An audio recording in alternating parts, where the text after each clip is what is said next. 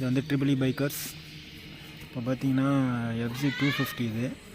இதில் gear shifting வந்து ரொம்ப ஹார்டாக இருக்குன்னு சொல்லிட்டு ரொம்ப நாள் கம்ப்ளைண்ட்டாக இருந்தது. நான் வந்து மெக்கானிக்லாம் இல்லை, சும்மா வீட்டில் இருக்கும்போது ட்ரை பண்ணலான்னு பண்ணது தான். இது வந்து கியர் லெவல் பார்த்திங்கன்னா ஆர்டிஆர் பைக். இது ஒரு ஐடியா இருந்தது, சரி போட்டு பார்க்கலாமேன்ட்டு. சரி ஃப்ரெண்டு ஒரு பைக் இருந்தது, ரொம்ப பழைய லிவராக அது போட்டு பார்த்தேன், செக் பண்ண நல்லா இருந்தது. சரி புதுசு போட்டு பார்த்தேன், ஓகே ஆகிடுச்சி.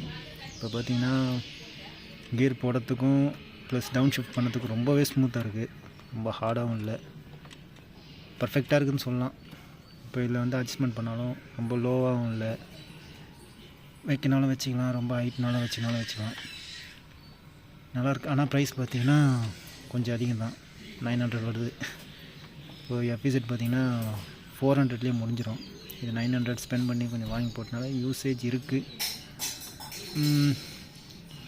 பார்க்கலாம். இல்லை வந்து டைரக்ட் ஃபிட்டு தான் ஆகுது, நான் இது மட்டும் கிரைண்டிங் பண்ணேன். அப்புறம் இந்த ஷாஃப்ட் பார்த்திங்கன்னா இது ஸ்மால் டீத்தாக இருக்குது பைக்லேருந்து வரது. ஆனால் இதில் பார்த்திங்கன்னா பெரிய டீத்துக்கு தான் கொடுத்துருக்காங்க. அது ஒன்றும் பிரச்சனை இல்லை, கரெக்டாக உட்காந்துடுச்சு.